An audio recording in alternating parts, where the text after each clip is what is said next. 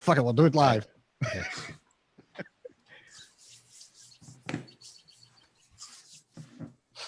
Hello. It's coming. That's what she said. You got ants in your pants, dude. All right. Waiting for Facebook.com. Waiting for Facebook.com. Waiting for Facebook.com. It's doing something. It's processing. Measuring. Hello. Okay. Come on. What the hell? Oh, boy. Get rid of that.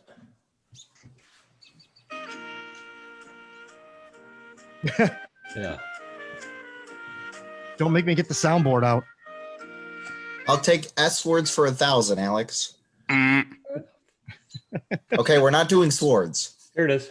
The Rink is live now. The Rink is on the air. We're on. All right. Now I'm going to share it. Greetings, Rink Rats, and welcome to the first live video Rinkcast featuring a virtual panoply of Rink stars, including from the upper left, Ron Luce, Jeff Osborn, Yo. Sean Fitzgerald, Eric Johnson, Aaron Hello. Goldschmidt, after whom this episode has been named, Eric Andrews, and myself, yours truly, John Jaeckel. Here, we're going to just let this thing, we have no agenda tonight. We're just going to kind of let this thing fly. Yeah, roll with it.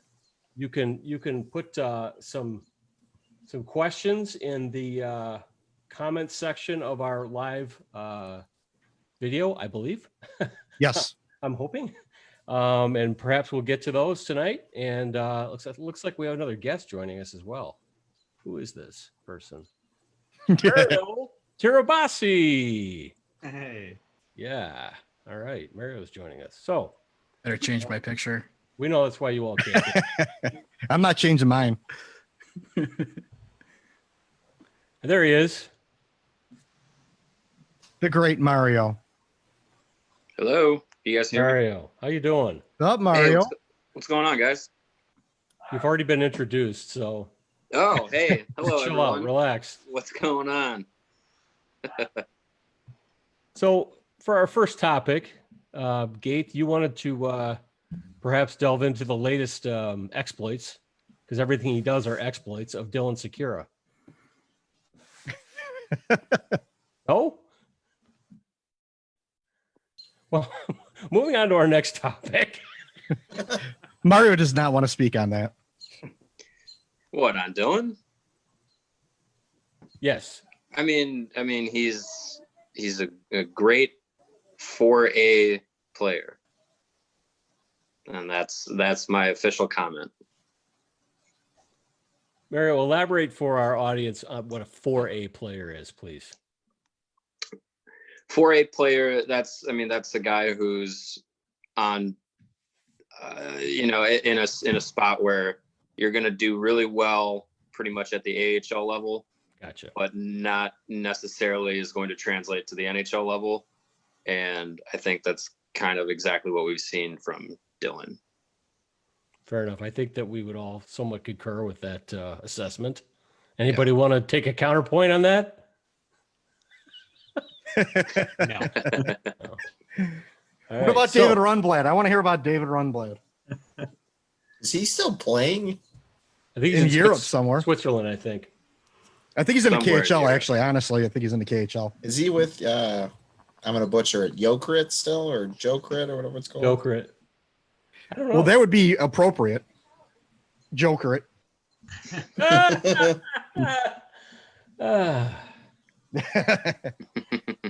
All right. So we've gone from Dylan Strome to David Rundblad.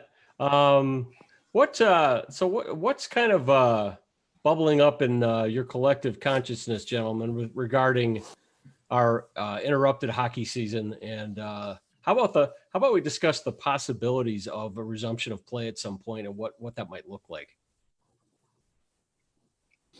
Who wants to go first? They listen to us all the time, so you guys, this is your stage, boys. I'll be short and sweet. I don't expect the season to resume. I don't. It's a reality that I think is really tough to swallow especially for all of us who are diehard, not just hockey fans, but sports fans. But I think it's really a long shot for the 2020 season to finish. So that's I don't know. I don't know how they do it. Yeah, I think I agree with Mario on that too, just because if you do postpone it and let's say they resume in July and they finish it up and then you go into a playoffs, you're just throwing everything else off then for next season. So the next season is a crazy, whirlwind of a year, whether they're trying to consolidate games and do less time or whether they're, if you can't extend that season because then it's, impacting the following season. So I think at this point, especially with the uncertainty of, this could be realistically, like, for example, with baseball, I could easily see a 4th of July weekend being opening day for baseball at the earliest. And so it's like, at that point, you almost might be better just saying, what it is, unfortunately, and then just keeping everything in normal cadence kind of going into the fall then. I agree with Ron. So let's say they resume the NHL season, then it throws a whole wrench into your off season, the draft. You've got to think about it in terms of that. There's things that follow this season and the off season essentially. Let's say they resume the NHL season, then it throws a whole wrench into your off season, the draft. You've got to think about it in terms of that. There's things that follow this season and the off season essentially. Let's say they resume the NHL season, then it throws a whole wrench into your off season, the draft. You've got to think about it in terms of that. There's things that follow this season, and I keep hearing myself go. Oh, sorry. On repeat there. Yeah, I was like, am I remixed or? It was such a good point. We had to hear it more than once. Yeah. Yeah. All right. I'm not me anymore. Somebody else. Yeah, I'd say the regular season would have just ended right this past Saturday, I think. So the playoffs would have started today. Yeah, playoffs would be going without the Hawks. Without the Hawks, yes. Yeah, exactly. And by the time anything is safe to play again, you're just too far into the summer, pushing everything back. It's just, to me, there's no point in starting it up again. I kind of brought this up. With John earlier, and the logistics of signing, getting buildings that are going to be open. There's going to be people that are going to be scheduling concerts. There's going to be the NBA. You're going to have a lot of problems with buildings being open, and then the fact that people are going to have to travel. I've heard some crazy scenarios about, they play all the games in one place, kind of like the rumor with baseball of them all playing in Arizona and things like that. Then you're starting to get into a point where you're going to play the playoffs and you're going to end, and then you're going to have free agency and you're going to have a week and a half, and then you're going to start the next season. That's just unsafe for the players. You're going to have players getting injured. I can't see the NHL. The NHLPA wants to play, but they're not going to put the players in danger. So That's my biggest concern. You always have to appreciate the problems that the NHLPA can cause and will cause if they feel like the players' interests in health and safety and money are not being served. So. Yeah, if they're gonna be anti World Cup of Hockey because it's too early to start playing games where guys are expected to play, it's there's no way they're gonna sandwich an entire playoff season and then expect to start in October like nothing happened. And is the Olympics still on the table for next year? So if it in terms of hockey players going in 2 years, so it's just there's a lot of logistics into it. I think with the Summer Olympics being postponed, that's going to cause an issue with the Winter Olympics as well. You're going to have some scheduling around that as well. It's going to push everything down the road a little bit.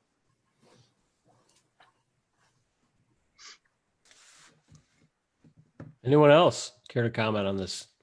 Aaron, come on. For you, Colorado, what do you guys have to say out there? Yeah, wasn't this your year? Yeah, if I was, a Blackhawks fan or something, I'd want to get this season over with too. I'd be talking about safety as well. So, Avs are 2 points out. They were talked about as one of the up and coming teams this year. They were one of the favorites to go all the way after taking a couple steps the last couple of years. They got the Calder, 1A and 1B. They got Cale Makar on the team, and they're building, and they got a lot of pieces coming up. So yeah, it is really disappointing to Colorado Avs fans. Not to mention that they haven't had any other games telecasted on Comcast this year. It's definitely been a struggle for the hockey market here, but everybody was really looking forward to having the Avs in the playoffs, and as well as the Nuggets. The Nuggets are doing really well. So having those two teams in downtown Denver night after night in the playoffs. I know the Blackhawks and Bulls have done that before, and it's pandemonium. It's crazy. The city is just on fire, and everybody was looking forward to that. And I think if you can, that happened in Vancouver. It did go very well. I think if you can salvage some sort of playoff, and yes, there's going to be an asterisk for it, but even if you can play the games with no fans and just have a little tournament, and maybe you don't call it the Stanley Cup, maybe you call it something else, but I think the players want that. So I would be for it. The Corona Cup and Corona Beer sponsors it. There you go. Perfect. But the question is, Aaron, would you trade Cale Makar for Patrick Kane? I don't know what you're talking about.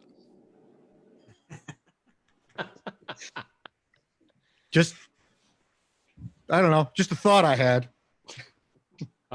Yes, ladies and gentlemen, dear viewers, dear readers, this was one of our more ill-fated stories that we printed at one time. But it was fun. However, are we going down this road? Is this happening? However, We're just explaining. The one in Aaron's background, we cannot take credit for. So, Mario can, though. Another publication will have to take credit for that one. I'll take damn credit for that one. That was a good idea 3-4 years ago. And it didn't work out. Yeah. It didn't work out. Almost as good as my other publication. I believe I wrote Ben Smith for second line center at one point. Ooh. I need to make that my virtual background, Sean. I think that was after his hat trick in the Vancouver first round against Vancouver, I believe. In game 6, if I'm correct. They won't be showing that on Hawks Rewind now. No, we don't need to rewind that series.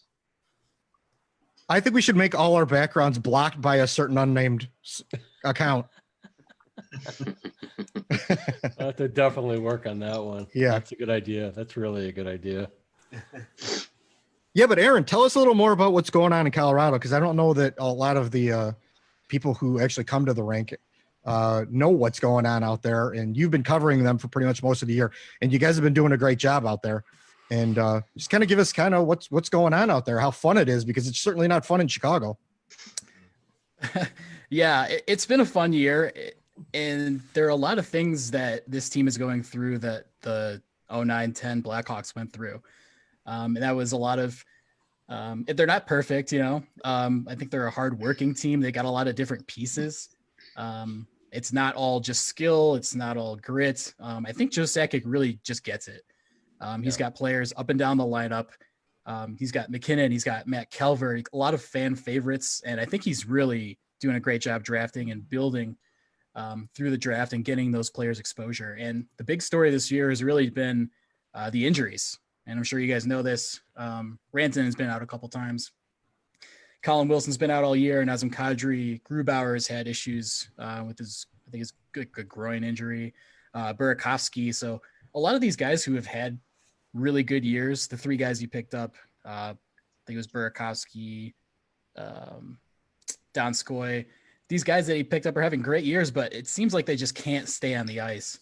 And they also had an issue later in the season with giving up late game goals, which is something that every team kind of goes through, but it started to become more than just a couple games. It was like they really couldn't get it together. And then they started to come on really strong towards the end, and then we kind of just got cut off. So everything was just kind of up in the air. It seemed like they were really pushing. I think they're 2 points out of first place and giving St. Louis a run for their money. But no, very talented team. I'm not sure about the goaltending. The defensive depth is phenomenal. It's been a lot of fun watching Cale Makar. I mean, I don't want to say I'm not just going to say generational talent, because that's for a very select few number of players, but he's got something that not a lot of guys have. And you can definitely see that out there in the skating. And he's definitely a way, way different player than he was in college, than I saw when he played at UMass. I saw him at the Frozen Four. Just seems like he has more confidence in the NHL and playing with better players maybe. And but yeah, this team is ready to roll, and they're going to be adding players like Bo Byram. They've got Logan O'Connor coming up from the University of Denver, who signed last year. They've got Martin Kaut. So a lot of nice pieces, ready to take that next step, but it's just bad timing, I guess. Yeah, bad timing for sure. But if the season is able to resume, it looks like they'll come back healthy, which would be huge for them. Absolutely. Yeah. So, yeah. But you guys have been doing a great job out there. You want to give a shout out to the rest of your team out there, just because since they're not here to join us tonight? Absolutely. Lucas, JJ, Marie, they're all doing such a great job. We kind of wanted to start this Rink Colorado division for a really long time. And I was like, please don't make me cover the Avalanche. And turns out I did it in a pretty good time. But, I've covered the University of Denver for a long time and got to see Ian Mitchell play for a few years. And that's been a lot of fun. But yeah, there's a lot of really cool hockey out here. And the team does such a good job trying to grow our market and get out there. So yeah, everybody's phenomenal and couldn't ask for more. We're hoping to have a really strong finish to the year. Awesome. Cool. Well, great job out there. And everyone who's interested in all that can go to our site, www.rink.com, and check out the Avalanche section where Aaron and all those good people do their work. Aaron is joining us tonight from the Rink Colorado studios, where we have old Second City Hockey, or is that Blackhawk Up? I can't remember. I did write for Second City. That was Mario. Second. That is the Blackhawk Up article. I can tell by these slideshow buttons. Yep, that's totally it. Are there 50 ads in the middle of that too? Blinking red arrows. Yeah. Click Mario, here. put up the Will Butcher sign with the Blackhawks RDO that Aaron wrote. Just put that one up behind you. Oh, yeah, I'd have to find that one. He was in love with Will Butcher. Hey, I would have taken Will night. Butcher at that time. So would have I, but Will Butcher has 200 NHL games under his belt. Aaron had an unhealthy obsession, I think. Well, which one? I have an unhealthy obsession with Colin Delia, so that's true. Yeah. No, that's totally healthy and justified. Thank you, Mario. Round table. Let's go to Aaron. Eric. End of the year. Let's go to Eric Andrews talk about his unhealthy obsession. Well, first, what about Lance Boma? It's not my turn yet, Eric.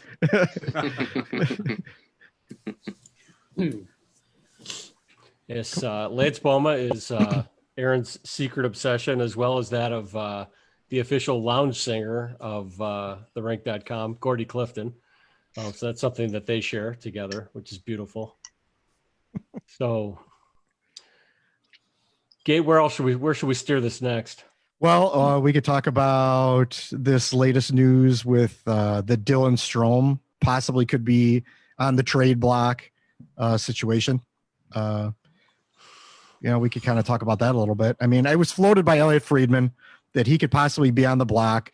Not there are no definite prices out there as far as an ask for him, but knowing how much he could ask for, he could get in the area of $4 million a year, which right now the Blackhawks may not be able to afford based on their cap situation. So he may be on the block, which I think we talked about this a little earlier, and I thought that they were for sure going to sign him because I think that they kind of look at it as DeBrincat's success is somehow tied to Dylan Strome being at his side and being able to pass the puck to him. So I was sure that they were going to do it. So this was kind of news to me, but I don't know. Go ahead. It feels to me, it felt to me this year that somehow Strome got himself in the doghouse, being moved out to wing, kind of being moved around to different lines. And yeah, I thought as far as the whole theory of him and DeBrincat being joined at the hip, and I would have totally bought that a year ago, but this year it seems like they didn't really care about that. And for some reason, DeBrincat, they kept really, for the most part, giving opportunities to succeed, where for whatever reason, it just seems like Strome got pushed down to the end of the trough a little bit. And as is often the case, there could be some backstory here. I mean, there could be some kind of a dynamic, in the dressing room or in his training habits, or he looked at Colliton the wrong way. I don't know. It just struck me that it really seemed like he became kind of almost, a man without a position and a man without a line this year. And it didn't. So the fact that, or the theory or the rumor that he's being shopped does not surprise me. Ron, setting aside the money. Ron, come on, give us what you got to say here. Yeah, I don't know. I think it's an interesting situation too, because I think John hit on a lot of good points. Especially, I mean, just think back. I remember attending a game back in early December, I want to say, and your fourth line was DeBrincat, Strome, and insert player here. I don't even remember who it was. And so I agree. I mean, he's been moved around probably more than any player this year in the lineup. I mean, he's been on the third line. He's been on, as you mentioned, on the wing. He's been playing second line center. They've taken him off that top power play unit at times in favor of Doc. So it does kind of seem like he's fallen out of favor. And I mean, he was still having statistically a pretty decent year overall, given the state of the team in terms of offense. But he wasn't replicating those numbers from last year. And, there's a very good possibility that he priced himself out too in early negotiations.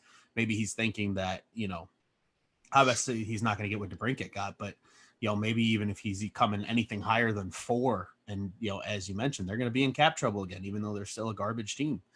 And there's just no room for that right now, especially for a big, slow center that, can score, but is streaky at times and, has only really had one good season since he was drafted.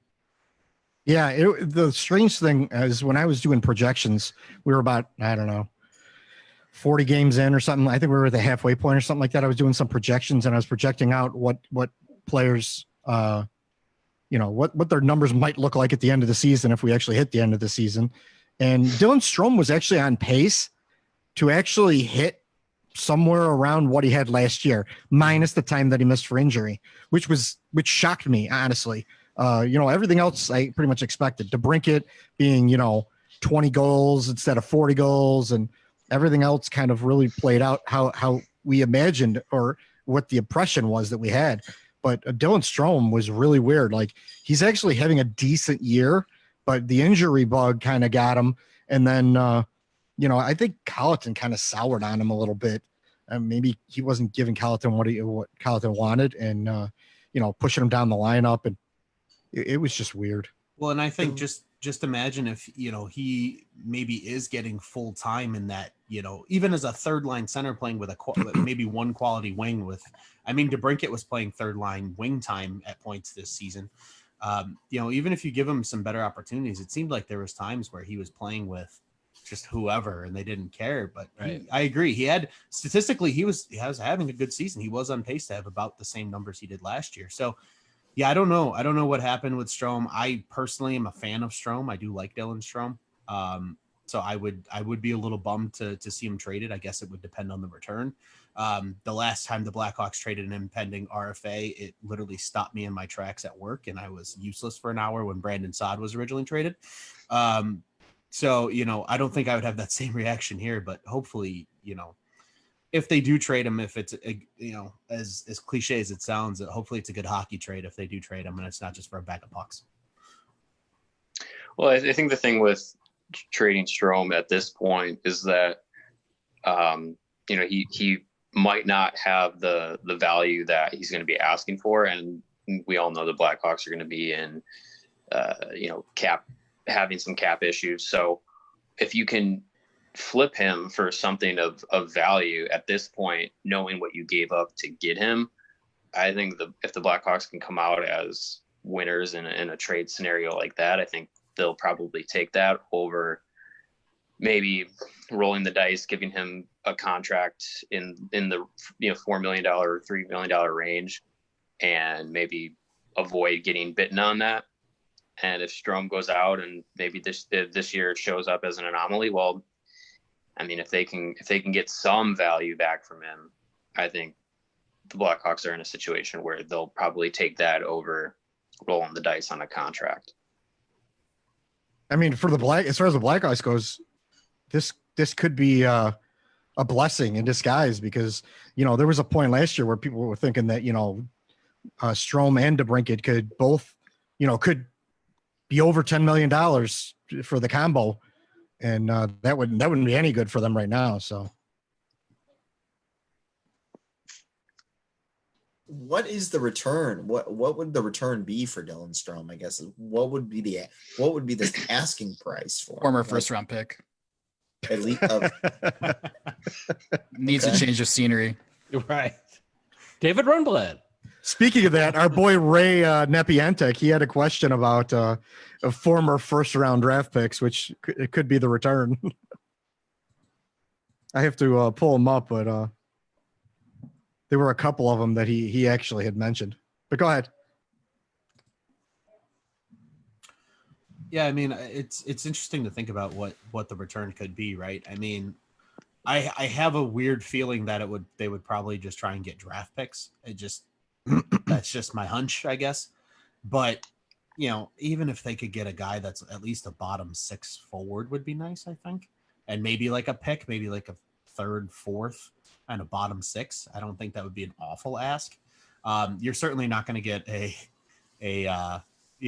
Brandon Saad type haul. Now, granted, in hindsight, that haul really didn't produce anything worth noting, but I don't think you're going to get that. But you would hope they get something. I mean, he was a 50-point center and was on pace to be a 50-point center yet again. So hopefully they could at least get a roster player and a mid-round pick that who knows. It seems like the most success Bowman has had in guys he's willing to keep are guys he doesn't pick in the first round, because you look at his trade history, any guy he's picked in the first round is more likely than not going to be traded. So I think, Ron, you touch on something. I have a feeling that I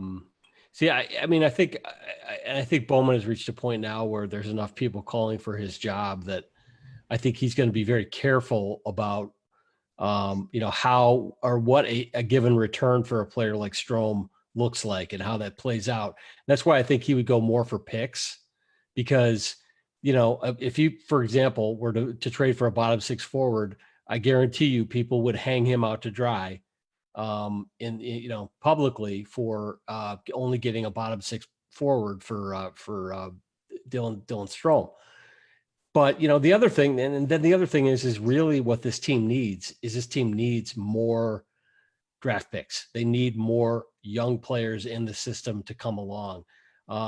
I'm not sure that trading for any kind of an immediate return for Strome, unless some GM is absolutely in love with him and is willing to really give you a great young player for him, or a really good young player, then yeah, you take that. But I have a feeling that they probably would go more along the lines of a prospect and or especially picks for Strome. Yeah, John, I was going to say the same thing, that a prospect, high-end prospect, and maybe somewhere in like the 2nd or 3rd round pick, something like that would be more of a return. You don't necessarily need to get back a guy who's, maybe able to play at the NHL level, but in a low lineup place. I think if you're looking to replace Dylan Strome, you're hoping that somebody can come in and, be a 2-3 center or something like that, or a midline versatile player. I don't know if you're going to get that 1-for-1 in a deal, or if that would be worth it. So yeah, I would be along the same lines of, hope for maybe a 2nd round, 3rd round pick, and get maybe a high end caliber prospect that's, maybe 1 or 2 years away from contributing at the NHL level. I feel like you guys are putting a ceiling on Dylan Strome, and he's only 22 and he scored 50 points in the NHL. Can you tell me why you feel like that's the most you're going to get out of him? I mean, value right now.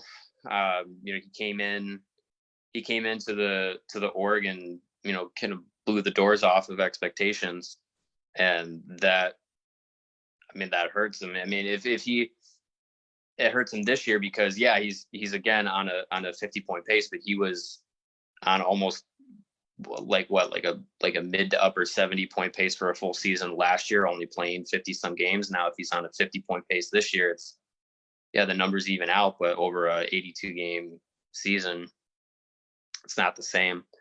I mean, if his potential is, a 2-3 center who's going to give you 50 points a year, that's great. Every team will take that.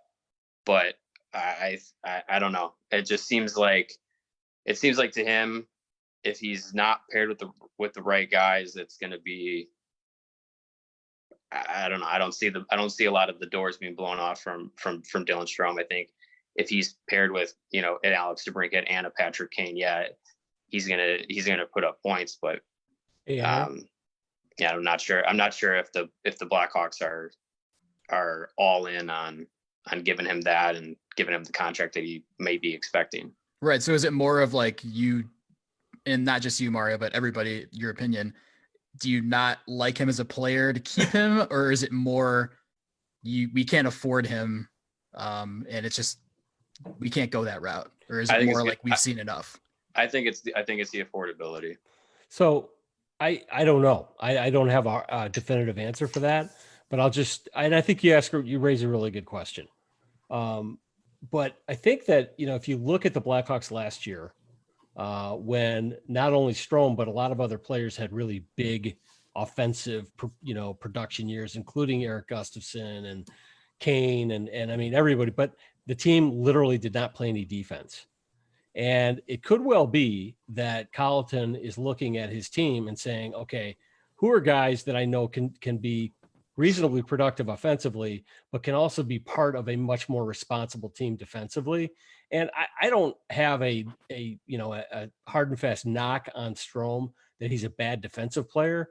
But one thing I do know is that as a center, you've got to cover 200 feet of ice, and he is not the greatest skater in the world. He's not terribly strong physically, and most of the centers in the West are really big physical guys like Mark Scheifele and the guys at Nashville. They're all big and strong guys and real hard to handle. And I think that may be why they're saying, look, that really great season in 18-19 may be a little bit of an anomaly, because basically the team played no defense. It was all run and gun.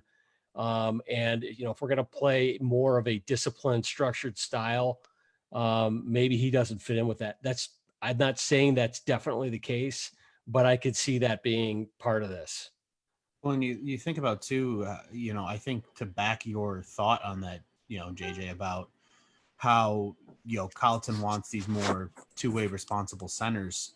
Look at what the opportunities he gave to Ryan Carpenter this season. There was times that Ryan Carpenter was playing with Patrick Kane.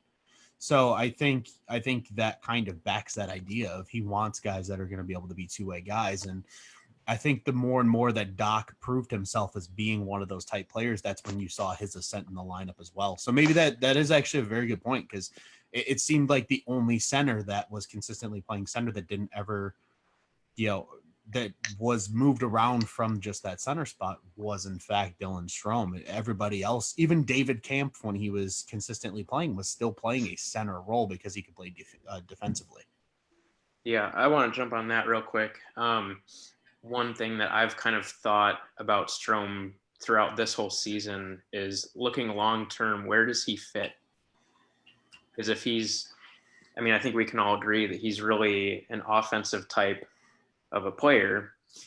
And if you want him in the middle, he doesn't really have a spot if Kirby Doc can step in as a number 2 center next season, for example. So then you're almost forced to move him to the wing if you want to get that offensive production out of him, because I don't think you necessarily want to drop a good scoring winger next to him on the third line and be playing somebody like that less just to be playing with him and be getting production out of him. So I think that could be another thing, with what they want to do with him moving forward is where do they see him fitting in if they do see him fitting in. Is that a hot take, Eric? Kirby Doc 2C? Well, you'd hope that he'd be a top 6 forward eventually. All right, you heard it here first on the Rink. I think you could argue that too for Strome because he's another former 3rd overall pick. There you go. I was just going to say that. Good call. Yep. Also, but here's my thought process on Strome. If he doesn't work out in Chicago, this will be the second team he's played for since being the 3rd overall pick. Like, at what point does it look like, okay, he's just going to be a journeyman guy as opposed to a guy with the potential when he was drafted 3rd overall? Also, I mean, you look at what he did in juniors. He played with Alex DeBrincat, and Connor McDavid, I believe, was one of his line mates, if I'm not mistaken. So clearly, power play time, yeah. Yeah, clearly, when he plays with elite level talent in Connor McDavid, like he can produce. But if, as we see in the NHL, if like others have said, if he doesn't play with that type of talent, like look at his time in Arizona, he didn't play with elite level talent almost the majority of his time there, and he struggled mightily. So I don't know. It could just be that maybe he wasn't worthy of the 3rd overall pick, and the Blackhawks have seen that, and they're not willing to risk that, and they're just going to move on like everybody else is going to eventually. So we have a rather succinct and damning comment on Dylan Strome from our own Ray Napian Tech in the comments. Quote, doesn't drive play, afraid of contact. Next time he plays with urgency will be the first time. Unquote. Oh, So did he mention the bag of dumbbells that he carries behind him too when he skates up the ice? Oh my God. So anyway, we didn't mean to really harsh out on Dylan Strome, but we did. So Ray did it. Well, he's a good player. I don't think there's any question about it. Like he's good, but I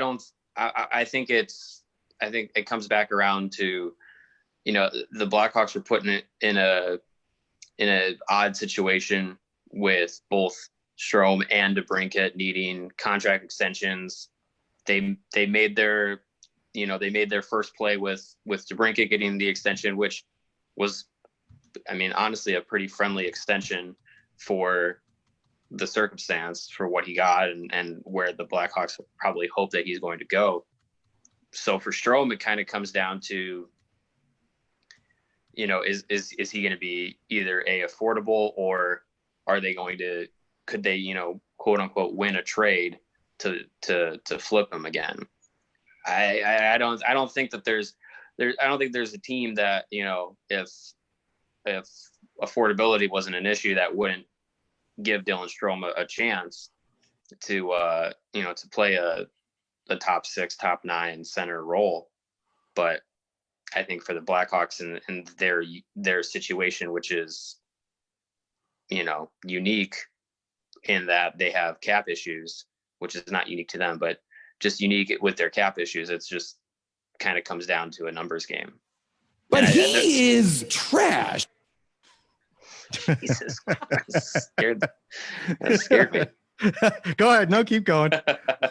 No, I was just going to say, I think that they're probably banking on, like was mentioned, Kirby Doc becoming a number 2 center behind Jonathan Toews, and probably hoping that he can in the future take over a number 1 center role. And they might be, hedging that, a guy like Evan Barrett might step in and eventually have a role in the top 9 middle 6. Oh, my guy, Evan Barrett. Right. I was just saying the other day, I kind of hope he steps in eventually and turns into, that replacement for David Kampf, because I know he has a little bit of a contentious career here with the Blackhawks, David Kampf, where Jeremy Colliton had him playing second line center for a while, and he was way out of his element. Jeez. He's a fourth line center. Yeah, I mean, he's got, he's a hard worker and all that stuff, and I get that, but you're not going to get more than like fourth line, penalty kill maybe. You won't absolutely kill you in your own end, but there could be better. You could get better. Yeah, You know? he's okay. He's a fourth line center. He's okay. Yeah. And I was gonna say, if we're arguing between centers in the Blackhawks organization that make $1 million a year, I'd rather have Ryan Carpenter playing more anyway than Kampf. They make the same amount of money, and I think Ryan Carpenter is more valuable as a player. So I do too. I totally do. And you know what? You can have Carpenter play with more skilled players sometimes, and he actually doesn't look that out of place. He played great with Kane and I think when Strome was playing a little bit of wing with those two, they played really well together as a line. Yeah. I've actually does been a lot of things. Yeah, I've been a fan of Ryan Carpenter for what he is. I've been a fan of what he does. So yeah, I agree. All right, who else we're gonna tear apart? Well, I mean, I got an idea. Eric Gustafson. Oh wait, sorry, he's gone. I think we mined that pretty well over the last couple of years. I'd love to hear you guys talk about Jeremy Colliton. Oh boy. Ooh. What's the future Eric, of that guy? I see Eric Johnson shaking his head. Come on, jump in, Eric. I just think he's in over his head. The scheme that he wants to play defensively, where he's got guys, his defensemen chasing forwards all over the ice, all the way up to the blue line and back around again, just doesn't work with what he has. Speed's not there, the skill's not there for sure, and he just hasn't adjusted to that. I know there was a point in the season where they actually turned things around, and there was rumors of people up top telling him to change things up, and supposedly he did. And I haven't been a big fan. I actually was impressed with the move when they first did it. It was kind of outside the box instead of going with a normal hockey name, but I don't think it's worked out very well. Anyone else? Come on. I think you make a really good point, Eric, about the system he's trying to play and the talent not fitting it. And it just strikes me that somewhere along the line, there must have been conversations between him and Bowman and the rest of the front office who are involved in hockey too, as far as, well, do we want to adjust the system to the players we have, or do we want to keep playing the system and expect the players to adjust or get new players? And I suspect it's more the last, that they said, no, go ahead and play the system you want to play. I mean, here's the thing. If they hired him without understanding that was the defensive system he wanted to play, then shame on them. They really should have known that when they hired him, that that's the system he wanted to play. And I would assume, Mary, you could probably weigh in on this. I would assume that was the system he had in place at Rockford when he was there. Mario? He's on mute. All we have is Mario's picture at this point. So anyway, but I would, I think it's a fairly safe assumption that he did. So, I mean, he's back. Mario's back. It's hard to say because the talent has not been great. He's really dealing with a team in transition, which is putting it, I think, charitably. All that said, I also think that, this, budding genius that we kind of hoped he was, he's kind of not proven himself as that. But at the same time, I'm not willing to say that this is a guy who should never coach in the National Hockey League again. But he may not be, especially if you're going to stick with, guys like Corey Crawford, the Jonathan Taves. If they're really serious about Brent Seabrook coming back next year, I never felt that Colliton was the right guy to be coaching those guys when he's in fact younger than all of them. And certainly was less accomplished as a player than all of them. And so it takes a special guy to come in and command a dressing room of those kinds of players who's never kind of done it himself, either as a player or as a coach. I mean, Scotty Bowman was not a great hockey player, but the things he accomplished as a coach got him that respect when he walked in the dressing room. And so I think that's one of many recent bad decisions by this front office, because I don't put it all on Bowman. I think it's all these are committee decisions, and I think Colliton was a committee decision. I don't think Bowman just went off by himself and said, yeah, I'm going to fire the Hall of Fame coach and elevate the 34-year-old guy from Rockford. I don't think he did that by himself. Well, was that a power struggle though? Because I mean, Quenneville commanded a lot of respect.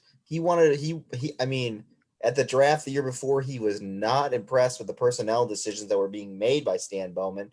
He basically it was a power struggle in my opinion. And Bowman decided, okay, whoever decided that they gave Bowman all the power, and they brought in a guy that Bowman could manipulate, and basically it was his guy. From the moment they brought in Jeremy Colliton, it was their guy. I mean, they were sending NHL players down to Rockford to have that team advance in the playoffs. So they were setting this up even before they made the move. Was it the right move? It doesn't look like it, but it was a power dynamic that one had to go, and now this is what we're stuck with, I think. Yeah. Well, I think the reason that they brought in Crawford was that just in case Colliton really pooped the bed this year, and they could elevate. Now Crawford got kind of snared up in that whole, coaching abuse scandal. Although I think he sort of delicately pulled himself out of it as well. He handled about as well as you could expect. I guess that's still a possibility at some point, but I don't disagree with you, Sean. I mean, I think what it was is I just think that they felt like that Quenneville had kind of lost the room. But I don't know, because from what I've heard, guys like Taves and Keith still love Quenneville. Mm-hmm. So, maybe they felt Quenneville was not the guy to bring along the young players, which I could see, because Q has never been really good with really young players. Or they were just tired of having to deal with, his position that he, because he can command some decisions. He has the authority, to be able to make some decisions, or at least weigh in on some decisions. He earned some power with that team. And maybe after a while they were looking for, a time to kind of let him go so they could shine and do their thing. And this was just the time, because I thought it was really weird that camp they had, the prospect camp they had the year or right before they fired Quenneville. Jeremy Colliton was out there running a bunch of drills. They rarely ever had the AHL coach out there running drills and running practices for previous prospect camps. Something had changed. Something was different. And they were, it was pretty obvious to me that they were, at least grooming Colliton to maybe be an assistant, if not be, the next head coach. So, while it was a little surprising at the time, when looking back, I was like, well, the signs were there this summer. Yeah. Yeah. And it's kind of, I think Colliton was a bit rushed, because I think that was the plan all along. Like kind of echoing what Gate said there, if they're giving him that opportunity, and he had that successful, push with Rockford the year before, going to the playoffs and upsetting the team that I cover, the Wolves, in that first round. And I mean, and obviously I think they put him in a just terrible situation year one. He comes in halfway through the year. He can't implement his system. So that's why you see the inflated offensive numbers, because they just said, go out there and do whatever whatever you want. And, that's why DeBrincat puts up 40 goals and Gustafson's a 60-point defenseman and so on and so forth. And then you see this year, they really try and tighten it down. And I think you saw that next level of commitment this year as well, because, they go out and get Calvin DeHaan. They go out and get Oli Mata. They go out and get these more defensively responsible guys. And then guys like Ryan Carpenter as well, doubling down on David Kampf, really trying to get guys that fit the Colliton defensive scheme. But, at the same time, I think overall with Colliton, it was rushed. I think he would have benefited from maybe another 2 full seasons in Rockford as their head coach, continuing to try things out that he wants to try, experimenting, kind of what I call the Joe Madden effect. Everybody always was like, where did Joe Madden come up with all these, crazy things? He's like, I tried them in the minors where nobody could see it, and I think Colliton would have benefited a lot from that as well. Coaching Rockford for 2 to 3 more years, and then when it was time for Joel to move on, or he retired or what have you, then they could elevate Colliton at that time. So let me ask a question though. So is Jeremy Colliton a good head coach for a team full of veterans who want to contend for a Stanley Cup, or is he a good head coach of a rebuilding team with a lot of very young players? Option B. Option B. Correct. Yeah. Correct. But what you have and what you have contractually committed to is at best a mix of option A and option B. and you've been selling to the fan base option A. That's the schizophrenic stupidity of this front office in a nutshell. They don't make decisions according to a clear and cogent plan and goal. They don't. Like Ron said, I think the timing was awful. I wasn't surprised by the firing of Quenneville, but I can't remember how many games into the season it was, but I was shocked. 12 or 13. Yeah, it was pretty early, I think. Yeah. I just thought it was shocked by the timing. And then I think since then he was over his head, just being thrown into it, and everyone else kind of being shocked. And then the fans he never won the fans over, I think, just because of the timing of that. If they waited, and if they did it before the season started or waited till after the season, would have been better. But just give Quenneville the chance. But I think, they were just the Bowman-Quenneville thing. I think they were just finding any excuse to make a change, I think. So I think because of the timing of it, just kind of echoing what you said, I think that almost turned the fan base more on Colliton just because of the timing. I think if it is, like you said, it is done at the end of a terrible season, and they might be a little more lenient because you have 3 months to kind of, okay, they were terrible, we have a new coach, breathe, but it was immediate. It just happened. And so everybody's just reacting the whole season. And it's like, well, but it's Joel, and everybody's pissed off. And then I think that's why you get that reaction from a lot of Hawks fans. I know a ton of friends that hate Colliton. And I think that's just a big reason, is because the timing was poor. And as spin zone as this might sound, I think it was just a perfect way too for Bowman and McDonough to take the pressure off of them and put it on their brand new 34-year-old scapegoat that is clean shaven and has a nice haircut. So, well, and it was disrespectful. It was disrespectful to the guy who brought you 3 championships. If you're gonna move on from a Hall of Fame coach, you do it in the offseason. To reference another Chicago sports team that has totally destroyed what they built over time was the Bulls. When the Bulls ended the 90s dynasty, they basically put it on Phil Jackson that he was leaving at the end of the season, and then they were going to move on. And that's what they did. They moved on in the offseason and gave him a whole lot. But you don't fire the guy who basically gave you all the credibility you had that you've now lost 12 games. It's disrespectful. And that's why I think a lot of fans are disappointed and upset about it. Like, I don't know. You don't treat a Hall of Fame coach that way. You don't treat a guy who's won 3 Stanley Cups for you that way.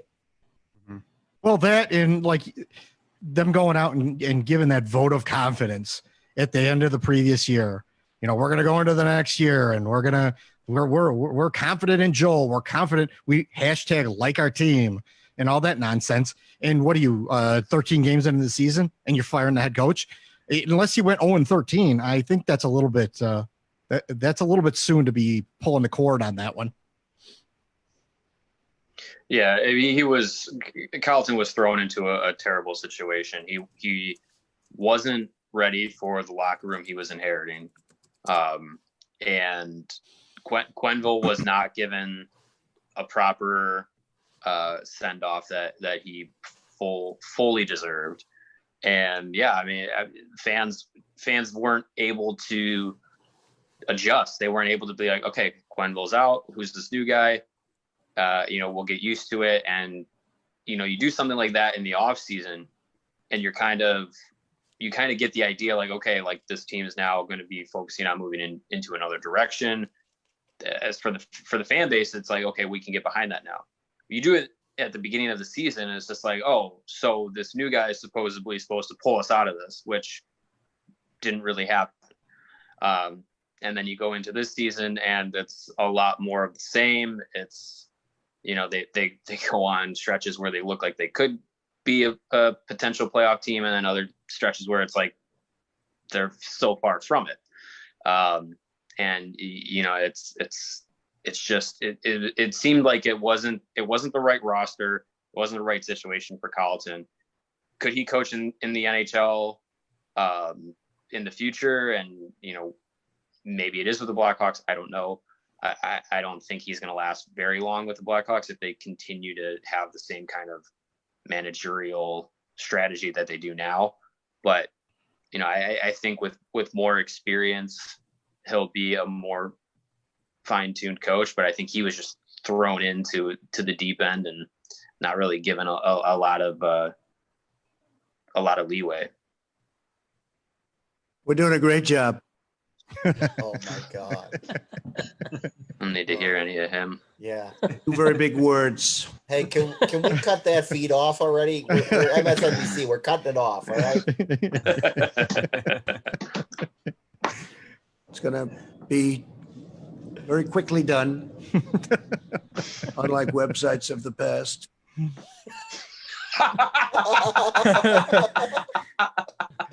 I got a couple of good ones. His press conferences are gold. That one, given context, is pretty funny. Yeah, that's exactly why I pulled that one. That one's good. I like that one. Well, you know, Great guy, very tremendous. He's doing a fantastic that's his job. thoughts on Jeremy Colliton. I was just gonna say that's Bowman talking about college. Yeah. Yeah. That's If you the guys thing, look too. at I'm it, tired of hearing that we just got to give him next year's training camp or give him an off season.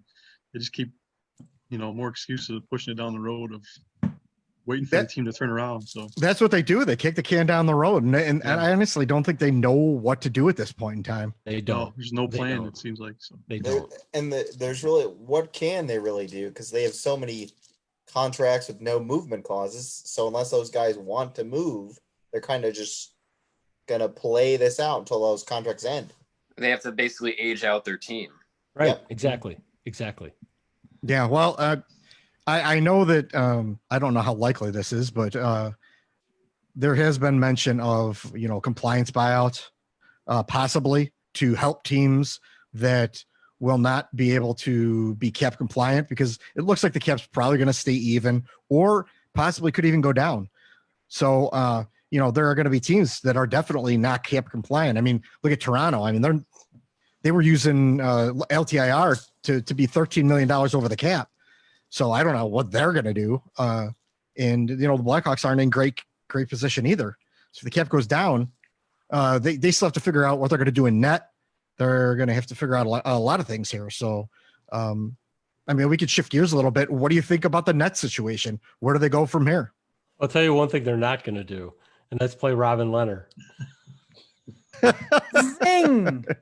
Well, I think they're screwed if Crawford says I'm out of here. I mean, they got a bunch of inexperienced guys who've had very little NHL time. So I think if Crawford's got him, he can demand the world, or he could just walk, and go somewhere else. So He could. Well, there's one media member in the Chicago area who thinks that the goalie market, the UFA goalie market, is very strong this summer. So if you believe him, yeah. Well, I I mean, No. go ahead. I mean, even if you believe that, then what are you going to do? You're going to pay Braden Holtby $9-10 million a year, but you couldn't afford Robin Leonard. I mean, that's just that's idiotic thinking. I mean, unrestricted free agency is, you're always going to overpay for quality players. It's just the nature of the beast. You're going to.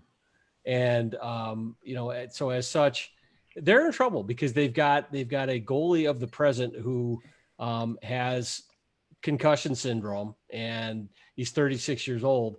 And then there really is no clear, obvious goalie of the future. It doesn't mean that a really great goalie can't emerge from that group of Delia, Lankinen, Tompkins, Gravel, whomever. The new guy, who's that new guy? Marty Turco. No, Tom Auburn? Auburn. yeah, Is that the He's going French to be guy? the goalie of the Indy Fuel next year. Come on. yeah. Is that That's the probably French right. guy? Yeah. Okay. He was Yeah, playing from- D3 and he was dominating at D3, but he's D3 playing from- D3. From D3. Norwich. Yeah. I mean, if my college had a hockey team, it would have been a D3 team. Mine, But we would have hated each other, John. So That's right. Well, we did anyway. But we did anyways. Yeah. But the point is, I just think that this is why Gate and I will not, I swear I will not resurrect this, but this is why Gate and I were so gung-ho on signing Robin Leonard, because he made so much sense. Yeah. And not just in terms of right now, but for the next 5 years. And they don't have, so that they, and if they're gonna say, well, we've got our eyes on this guy or that guy we think is really going to be the next big star, how could they have any credibility saying that? at this point. You know, they don't scout their own guys very well. They always overvalue their own guys. I mean, to the point of, you know, screwing up trades and not being able for anybody to actually make a hockey trade with them. You know, so again, I think the goalie situation, like the Colliton situation, underscores just how completely FUBAR this front office is. I think Eric has the answer there with his background. Wouter Peters. Oh, Jesus. I'm going to get a seizure from that. Yeah. Is that an artistic piece, Eric? Who's bringing back Ken Simpson? Oh, Ken Simpson. Nobody. Name. Well, now and then you have Aaron over there, who is the answer to our depth scoring, which is Scott Power's favorite forward, Max Shalunoff, who the Blackhawks are at 27 years old. They're going to bring over here, and he's going to answer all their depth scoring problems. Yeah, Dr. Zhivago. Yeah. I don't. If he's as good as Viktor Tikhonov, we're in good shape. Oh yeah. I hate to stir it back on to serious conversation, but you know, talking too about like the goalie market, right? I mean, you mentioned, you know, paying Braden Holtby. Braden Holtby's numbers have been terrible. Yeah. You know, the only reason his win numbers look good is because he plays at the Capitals. Like, that's the only reason. His goals in 48 games just during this, I'll say current season, because it's not technically over. He has a 311 goals against and an 897 save percentage. That's horrible. I mean, Carey Price had horrible numbers this year too. I mean, I personally saw Holtby save the Capitals' butts a couple of years ago in their first round series against the Blue Jackets when Grubauer played the first couple of games and lost those games. And then Holtby came in and basically kind of saved the Caps' butts in that series. That was their cup year, right? That was 2 years ago. Yeah. So, I mean, I listen, I'm not a huge Holtby fan, but I also think Holtby's probably in the top 5 goalies in the league. I don't know about that. Well, okay. Maybe not anymore. Not anymore. I mean, he wasn't even a starter. He wasn't even the full-time starter this year in Washington. But so he still, wasn't even the best goalie on his own team. And I don't disagree, but you know what? He's going to get paid in free agency. Oh yeah. I think he'll get paid, but overpaid. Yeah, right. Exactly. But I don't know that you're going to see him getting $9 million. I think you may see him get 6.5 or 7, which is still. I think it's more than 7. I bet he does. So the free agent goalies are Holtby, Crawford, or to be, I should say, because it's your Leonard, Craig Anderson. That's JJ's guy. Jacob Markstrom. My guy. Is he 40, Henderson? He's almost 40, I think, right? He's a year older than Crawford. 39. It's 39. 39. Thomas Grice. And it goes down real fast. Yep. And we're already you're already into marginal backups. I mean, I would argue the only Cam Talbot, Halak, Anton Khudobin. These are great backups. Mike Condon, backups. Brian Elliott, Mike Smith, Aaron Dell, and I'm done. I'm not reading any more names. I think the only name in that group outside of the aforementioned top 3, which is Crawford, Leonard, and Holtby, that I would even be okay with being a starting goaltender in Chicago is Markstrom. But even then, he's not going anywhere. Even he's 30. Agree, but he's 30 already. That's why Leonard made that much more sense. Leonard's only 28 years old. Mm-hmm. He's just hitting his he's clean now in life. He's hitting his true potential of the goaltender they thought he would be when he came up years and years and years ago with Ottawa as a teenager. And it just poops the bed. And just that, honestly, there's probably 2 moves that when they happened, I actually felt some type of feeling in my heart about. And that was the first time Brandon Saad was traded away, because Brandon Saad's my favorite player, and that's my obsession player, as we were touching on. I thought it was Ryan Carpenter, but in any event, I do love Carpy, but Brandon Saad is my guy. Has anybody ever seen them together in the same room at the same time? Could be the same person. Carpenter actually looks like Marcus Kruger, but move on. Yeah. Oh, wait a minute. Be still my heart. Yeah. But but I mean, that was and then the Leonard trade, because it made so much sense to keep him and extend him. And I know obviously we had, plenty of propaganda for that here at the Rink. And it really made much sense of Sign the guy now. Let him play here. He likes playing here. He likes the franchise. He's willing to come. And then of course, that's alleged right there. Alleged, but fans like him. Right. He's personable. I mean, he won this team. He won this fan base over in half a year. Yeah, very quickly. I'd argue in the first 2 months of the season, he was a fan favorite. I started seeing Leonard jerseys in November. Oh boy. I think those people are going to be very upset. It's okay. I'm upset about my Nick Schmaltz jersey too. So. I don't think any goalie likes getting pelted 50 times a night. Yeah, well, no. I don't think the front office liked how outspoken he was. Probably not. No, not at all. Wasn't anyone on the Hawks like that for a while, but now we got Subban. You guys are forgetting about Subban. He also the future. Going back to Leonard. Subban is not sticking around. No. No. Going back to Leonard, we also heard through sources that he was not a big fan of Jeremy Colliton. Yeah, to say the least. So there may have been some conflict there, and that may have been part of it too as well. But yeah, I mean, so the goalie position is a mess. And what they'll do is they will probably re-sign Crawford.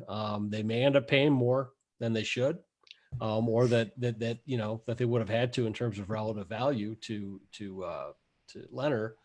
And then they'll spin it as, Corey's our guy. He's won 3 Stanley Cups. Well, yeah, 2. And with a great team in front of him. And he's a good goalie. Don't get me wrong. I'm not here to dump on Crawford. But he's starting to get to that expiration date. Yeah, exactly. Good, but very fragile. Right. You can't hedge your future on him at all. No, right. No, and that one time he got kneed in the head just this year, I think all of us held our breath for a second. We're like, uh-oh, if they get rid of, Leonard, and he got kneed in the head, and he's out for 9 more months with post-concussion. It may end his career. Tompkins era was underway. Yeah, that was another, oh shit moment with Crawford taking another blow, and it's just like, ugh. But hey, Malcolm Subban got his minute and a half in a Blackhawks uniform, so hey, good on him for that. A shutout too. But imagine if this season kept going and they were just going to keep throwing Crawford out there and just get pelted. What does that take him into the offseason and next season? I mean, just didn't seem like any plan for that. So takes years off his life. I was going to say, it's almost like a blessing in disguise that they couldn't continue this season and just keep throwing him out there, especially if they're going to re-sign him and commit to him for another 2 years, for example. I mean, yeah, it would have been just a suicide mission for Crawford. Like you said, he's getting pelted by 50 shots a night, and they weren't even thinking about letting Subban play. I think the first indication of that is when he didn't play against Detroit. Yeah.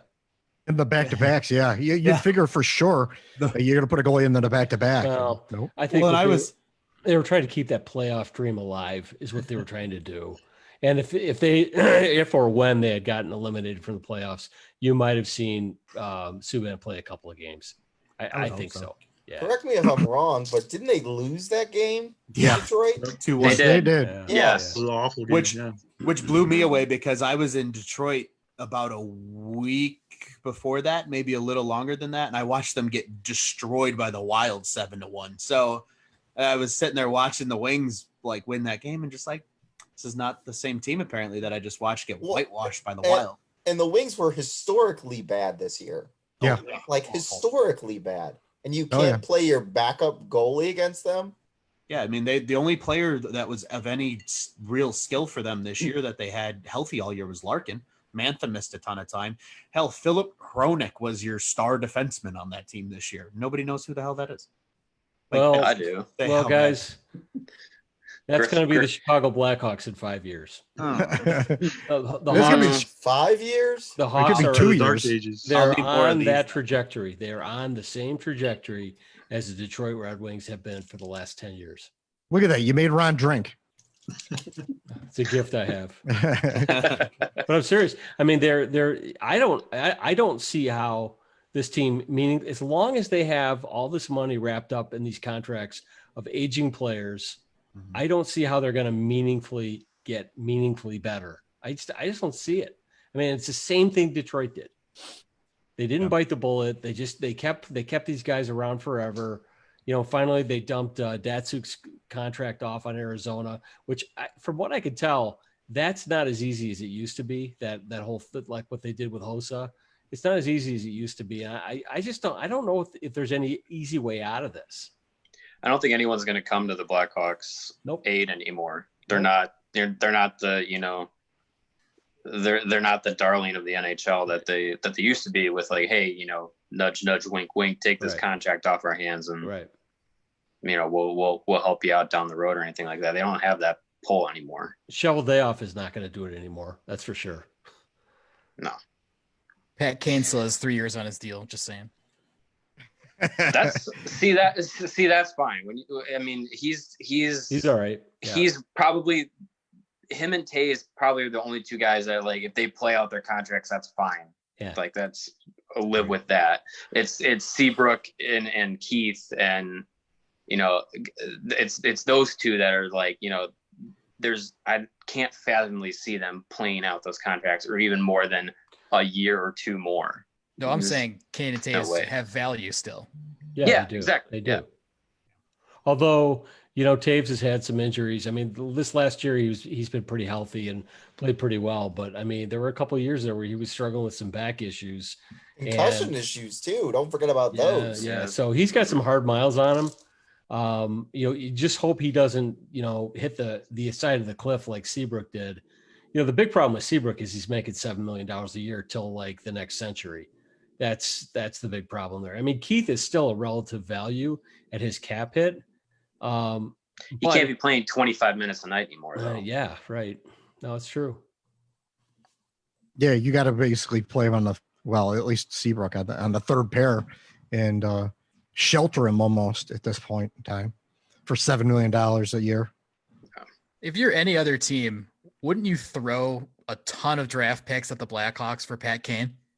If you could afford him, you could. No movement clause. First of all, Sean, they asked Pat Kane, "Hey, would you stay for a rebuild?" And Pat Kane said, "Yeah, we'll see in the summer." So, right. Stranger things have happened, and quite honestly, these guys, Kane, Kane wants to win more. Whether it's in Chicago, I believe that if he was given the opportunity to win somewhere else, and the Hawks continue the way they've been for the last 3-4 years now, I wouldn't be surprised if he accepted an opportunity to leave. I wouldn't.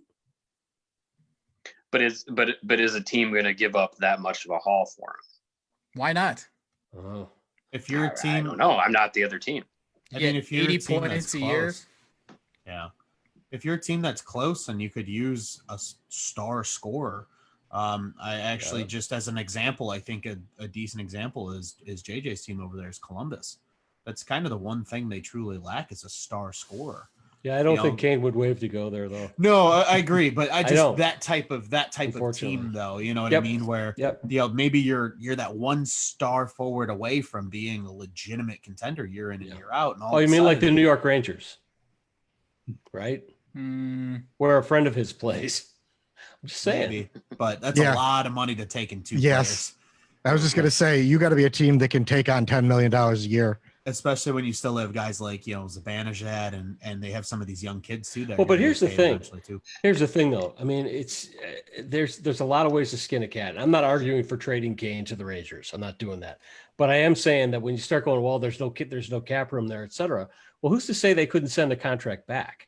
Like a $5 million contract back. So I mean, they can. There are a lot of ways to do it, but it's going to come down to is if he's willing to go somewhere, and what that team might offer, it could go a lot of different ways. I think the craziest guy out there is the GM of the New York Islanders, and he would definitely do it.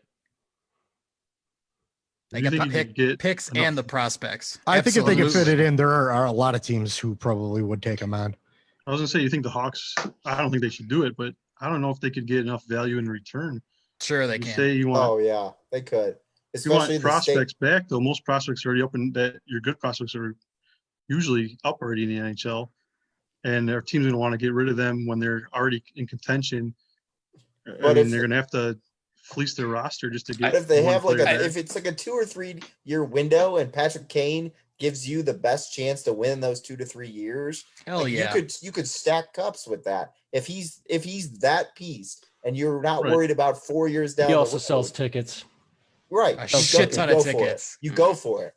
I think if you're a team close and you're thinking you can get Patrick Kane for another 3 seasons where he's putting up 80, 90, maybe 100 points, I think you're willing to give up roster player, top prospect, and like 1 or 2 first round picks or something like that to go for it. And when you say first round picks, it's not like 25th or 26th, which is essentially a high second round pick.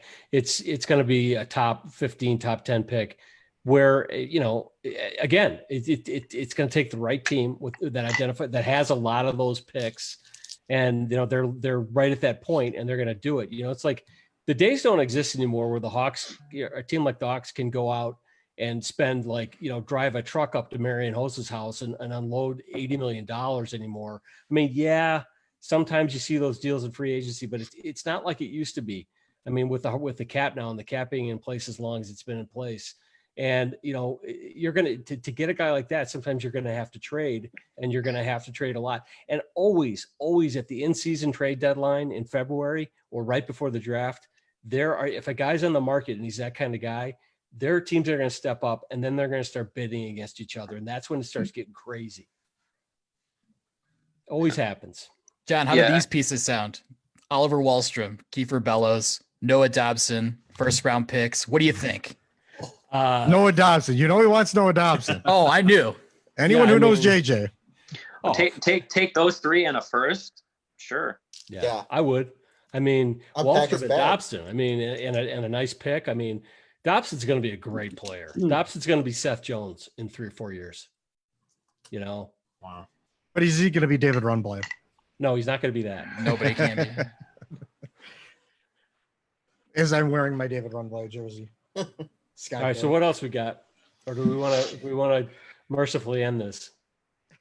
Anyone else got any subjects? You know what? Actually, Ray Dampientek, he brought up. I brought this up a little earlier. He was asking if we thought Stanbo would would take a shot at former first round draft picks that could use a change of scenery. The answer is yes. One of them is Angelo Esposito, and the other one was I think Nikita Filatov. If I'm going off the top of my head, what do you think? That's what Ray wanted to bring up. Can we work Rob Schremp into that too? Rob Schremp and Dave Boland, junior all-stars. Yeah, Dave Boland was a decent player. Yes, he was. He did turn in. For what he was, yeah. But he did score like 160 points in junior. Yeah, Dave, if you're watching, we think you were a decent player. So yes, we like David Boland. We do. Love David Boland. I had a Bowley good lacrosse player. The Rat. Or I have a question for Mario. Mario, you recently released some projected lines for next year's Ice Hogs team. What's your opinion of that lineup and that roster for next season? I did. Or maybe that was Gate. I'm sorry. That was your video game thing. Oh, that was my video game thing. Yeah. Next year, well, you're going to have Evan Barrett, and you're going to have Ian Mitchell, hopefully, and what is it, Andre Alti-Barmakian? Nailed it. Yep. You're going to have those guys to deal with next year, plus probably another year of Dylan Sakura, probably. And See, are you asking me to project the Ice Hogs next year? I'm telling you. Okay, I can off the top of my head, I don't have a computer in front of me. Off the top of my head, I can probably give you a couple names. I would expect Nicholas Bodine to be in there.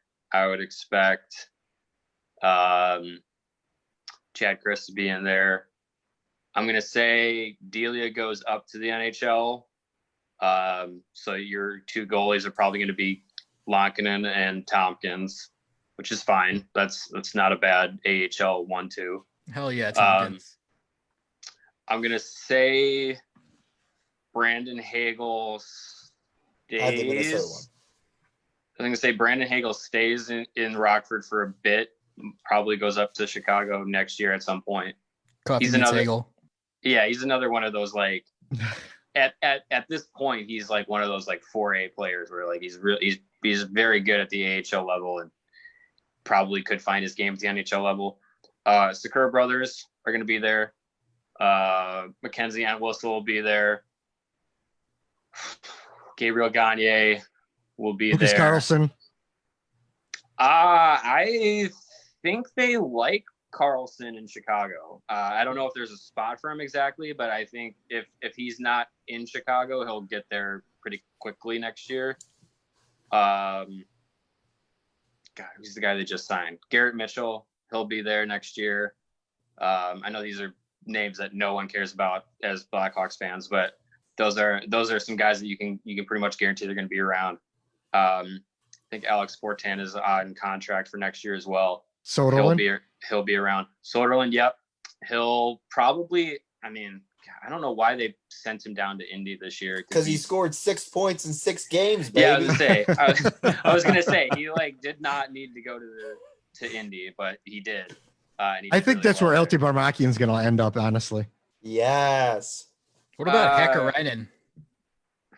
He was hurt all year. I only saw him. He only played 9 games, 10 games like that. So, I mean, when he played in Indy, I think he was another guy that had 4 points in 3 games or something like that in Indy. Sean, you can correct. John Quinville too. Is he on contract for next year? With the team? He has one more. Is he? Okay, then he'll be there. He'll be there. If not, he might bounce up. I don't know. They gave him a shot earlier this year, and he didn't stick around. So Dennis Gilbert. Yeah, I think Carlson might. I think size says it all. I think Carlson. He always gets that reaction. I think Carlson took his spot. Actually. Yeah, I do too. I think in the short sample that Carlson got, I think they might have liked what they saw to him more than Gilbert. But Gilbert's the kind of player that the Hawks don't really have, is a guy that can be primarily a physical player, and if you get into a situation where you need to muck it up a bit, he's a guy who's willing to do that. Carlson's not that type of player, so I don't know. We've seen the last of Alex 14. He'll either be in Rockford, or maybe they move him. I don't know, but I don't think he's the NHL caliber player that I think we thought he might have been in early on in his career. So Highmore basically passed him. Yeah, I think I just saw John shed a tear.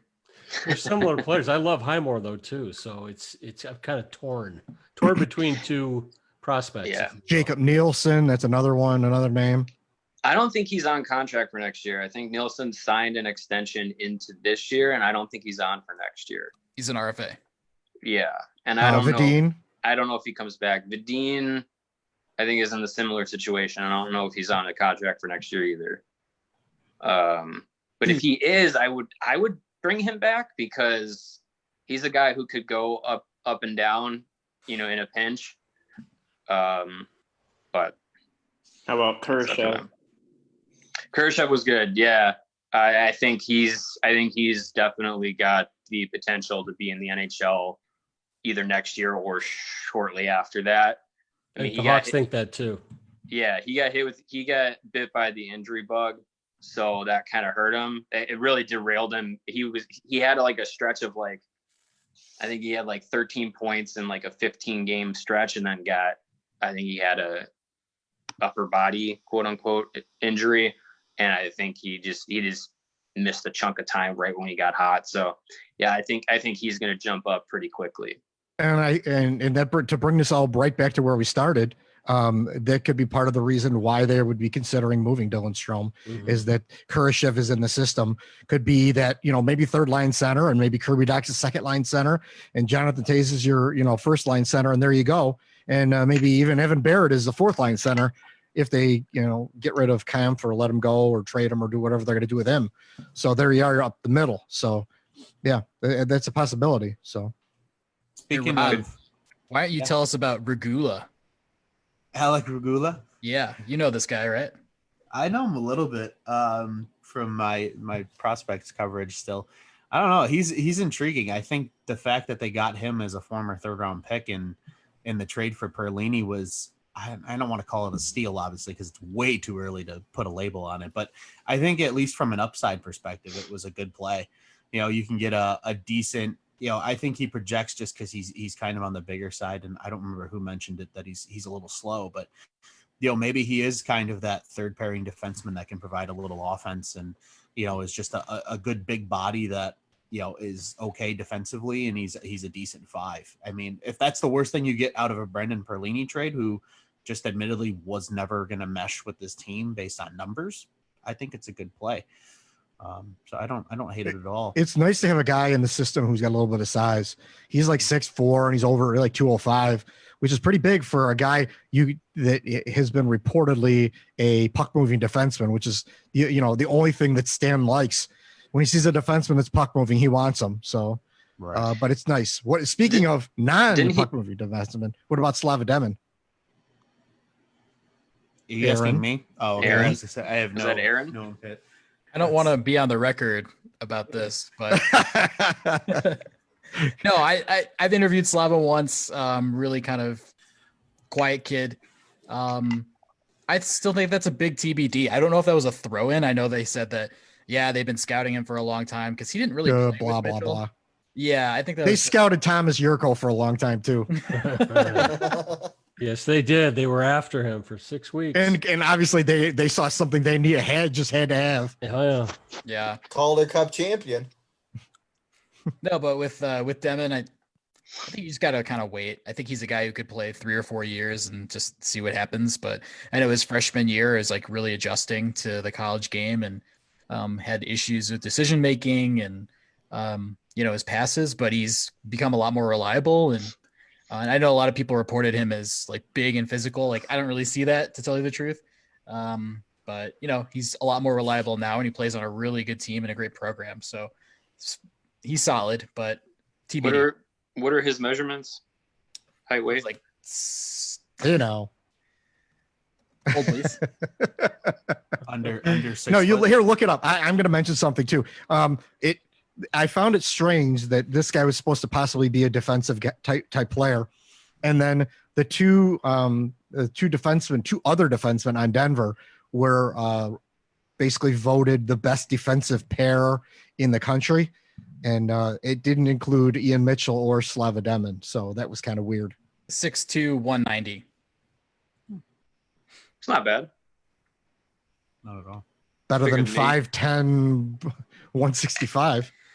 Yeah. Can we talk about this for a second? I mean, I know I've been covering the Avs for most of this year, but a year ago, we were just talking about how the Blackhawks are just having all these elite defensive prospects coming out of their ears. And I feel like that's a different story now.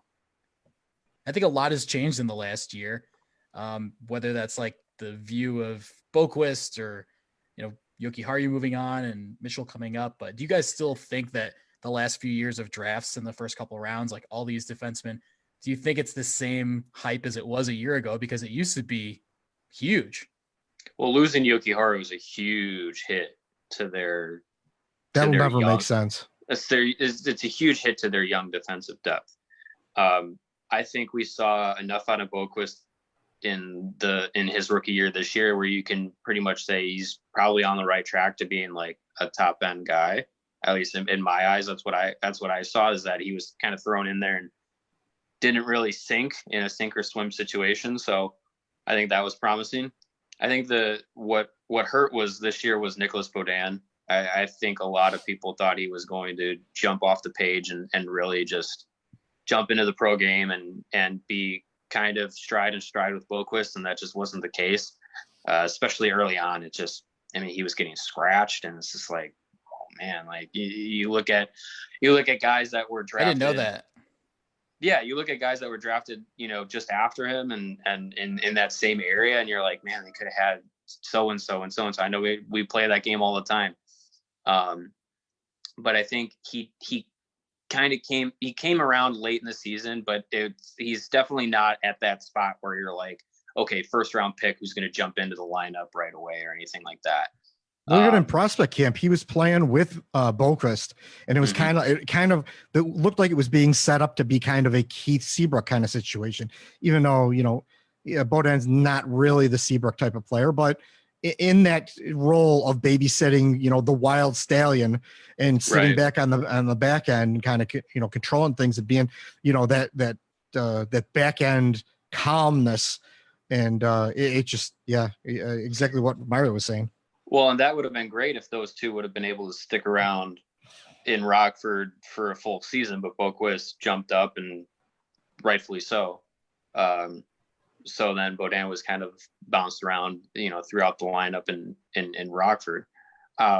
He's still 20 years old, I think. So I think he's gonna come around. I think everyone's first pro years can be challenging. So there's that. I think Ian Mitchell is, from what I've seen from him, I don't think that there's any reason to doubt that he won't get a shot at the NHL next year. I mean, why not? And look at Aaron. Thumbs up. Yeah, I just, why not? Give him the shot that you're hoping for. I mean, give him the shot to be the player that you're hoping for him to be. They gave it to Dylan Sakura right when he signed right out of college. So, I think Ian's earned that shot. I think my whole point is the loss of Yoki Haru and the slow progression of Nicholas Baudin changes the narrative a lot. But I think with Mitchell and with Boquist, I think you got two guys that are young and can probably step into the NHL and hopefully develop and make an impact rather quickly. Can I throw an off the wall question? Yes. That totally deviates from what we were talking about, and I apologize for that. Please do. But tying back to some minor league discussion, obviously the lone team not affiliated with any of our branches we cover is the Wolves. Where do you guys think that affiliation goes? Because St. Louis has already signed with Springfield with the Falcons. Vegas has already committed to buying the San Antonio Rampage and moving them to Henderson. And really the only team right now that's without an AHL affiliate is the Florida Panthers. So do you think that's a match made in heaven, or do you think there's going to be more shuffling that happens and the Wolves get a brand new affiliate going into next year? I mean, honestly, they could just stay independent. They've done that before. Yeah, going back to their IHL days. Yeah. Yeah. I think the last thing I heard is that there was going to be some shuffling where Charlotte would go to be Florida's affiliate, and then Chicago would go to Carolina's affiliate, which, I mean, I don't know why Carolina would give that up because it's such a perfect situation, but I don't know. I really don't know where they're going to end up going. I mean, St. Louis, did the Blues say that they weren't going the Blues got the Springfield. Yeah, yep. Right. So I mean, Blues wouldn't go back to Chicago. I mean, there's going to be some shuffling, and I think they like being able to operate independently, but I don't know if that's the route that they're gonna go. Yeah, no, I agree, and I think it's just interesting because I've had the opportunity to obviously cover the games now, and I have a friend of mine that is a season ticket holder, and he's a really big Wolves fan.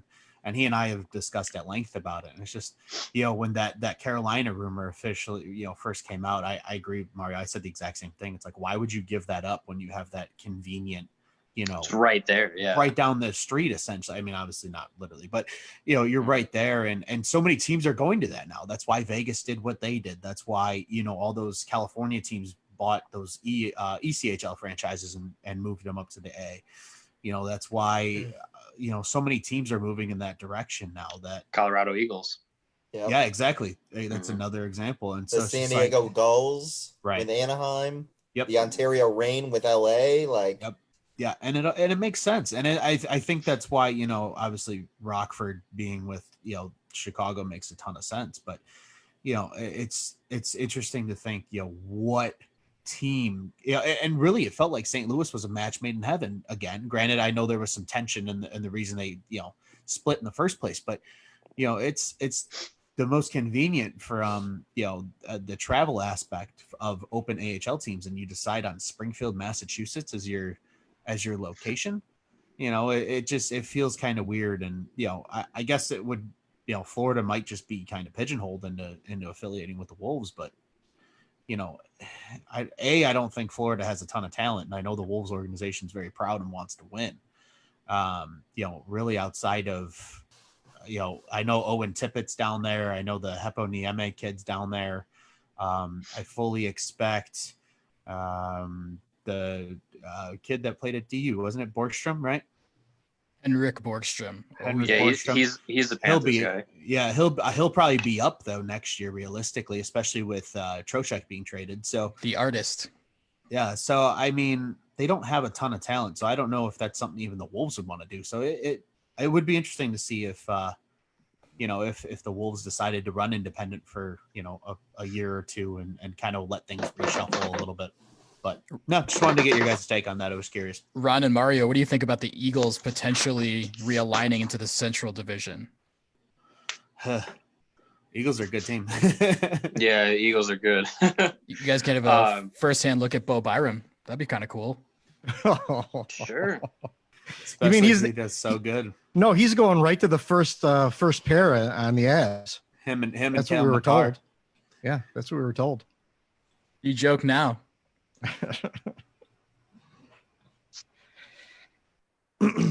Yeah, I mean, if they're up for playing a full 76 game season, not playing the soft Pacific Division season, then yeah, bring them on over. Two very big words. Yeah. You know, it's strange. I went to an Eagles game this year, and I really like the vibe. It's a small stadium. The cowbell thing I'm not crazy about, but I guess that's all over the AHL. And maybe you guys. Rockford does that. Yeah, Rockford Oh my has God. it too. They love their cowbell. Ridiculous. The Wolves do I not. do like that they serve Dunkin' Donuts coffee at the Ugh. Eagles games. Excuse me, John. It's better than Timmy's though. But, It's not I'll saying give you much. that. I'll give you that. I don't like Timmy's at all. But yeah, I like that vibe that they've got over there in Loveland. You drive up and it's like, where the hell are we? We're in like, Rockford, like, Illinois. not even, dude. Not even Rockford. At least you get shot in Rockford. At least Or get taken down by a tornado. they got that authentic Mexican food there at Taco Bell. And then Olive Garden is the best Italian restaurant there. Which is lovely. Nothing wrong with soup, salad, breadsticks. All you can eat. All you can eat pasta. I would love to hear also from Eric about his contributions to Scott Power's article on recent stories from season ticket holders at the United Center. There we I go. reached out to him and he sent me an email, a bunch of questions that I answered, and he was just looking to get info from season ticket holders. But yeah, he was asking about how long we've had him, the price we paid when we first had him compared to now, and just how we feel as like being treated as a season ticket holder. And yeah, obviously it's price wise, big difference compared to I've had them 15 years now. So obviously they were dirt cheap when I first got them because no one was there. And why I was there, I don't know. I just love hockey and love the Hawks. So, but yeah, now it's 180 is price wise. But I think the tough thing now is they're still charging for a championship team when they're not. So that's the tough call to make. You know, you love being there every night, but it's almost not worth it anymore. Especially the secondary market is so cheap. You can get tickets day of game for $10-20. And my seats right now are $85 a ticket. So it's past 3 years, couldn't even give them away for half price. I mean, it'd have to be cheaper than that. So yeah, if I would say if everything was normal and the season was still going and the date was April 3rd to decide for next year to renew or not, I probably would have said no. But with everything going on, I'm curious to see what happens, and everything's been pushed back. Obviously, they are saying don't worry about paying or deciding yet. So it's a tough call, that's for sure. Yeah. Cool. I think we've discussed just about everything, huh, guys? Just about. Cool. It was a good discussion for no hockey being played right now. Yeah, no kidding. No Avalanche questions for me, I'm guessing. Why are the You got a Avalanche couple. good? You got a couple. I did get a couple. What were they? I didn't see them. Something about Oh. a Patrick Kane trade. No, yeah, we yeah. just asked him in I asked him in our I thought there was discussion. some other Yeah, ones. we just asked him why Patrick was and back coaching the team. So Oh. Former Jim- coach of the I'm year. not gonna go there. So Can we also make note too of how enjoyable it's been watching Gate try and look through that luchador mask this whole time? Got his phone and stuff, and he's like, Yeah, it's been very enjoyable. yeah, definitely. He was eating through it too for a while. Yeah, it was. I don't know what he was eating. It's got a big enough hole to get food into my yap. So, yeah. Yeah, tune in next week, ladies and gentlemen, when Gabe will eat a banana. Oh. There's no significance. No, to that's premium Jeff. content. You got to pay for that. that's after 10 p.m. on channel 27. Well, I think before we do wrap this up, we do want to give a little shout out to like all the first responders and stuff. Eric Yes. in the middle. Thank you. Yes. First responder. Awesome. Yeah. So we want to give respect out to all the first responders that are going through all the craziness that's putting themselves at risk every single day. So I just wanted to make sure that I got that in because we're here having fun because we're trapped in our homes, but Eric's going out every day or at least for his shifts and putting his life on the line with this coronavirus nonsense. And let's just hope it, everything goes well for everybody and stuff. So, Yeah, I'm going to throw that out also for doctors and nurses right now. And even undertakers are at great risk. It's somebody explained something about that to me today, what some of the precautions they're having to take. And I think, we all complain about, being stuck in our houses watching Netflix, but there's some people really dealing with some heavy stuff right now. And certainly the families of the people who've got this too, as well. So we're thinking about you here at the rink. yeah, for sure. So Factory workers too. I know a lot of factories and warehouses. Mine hasn't shut down at all, and they've been working this entire time because we're an essential business. So those people are putting it on the line every day to keep the country what semblance we have going. So those guys too. Delivery people, things like that. Delivery, Yeah. grocery stores, all those guys. I'm very grateful for Jet's Pizza in this time of inconvenience and national concern. So Yeah, well, it's good to know that if my house is on fire, Eric's going to be people like Eric are going to be showing up to help put it out. So could be worse. Could be, yeah.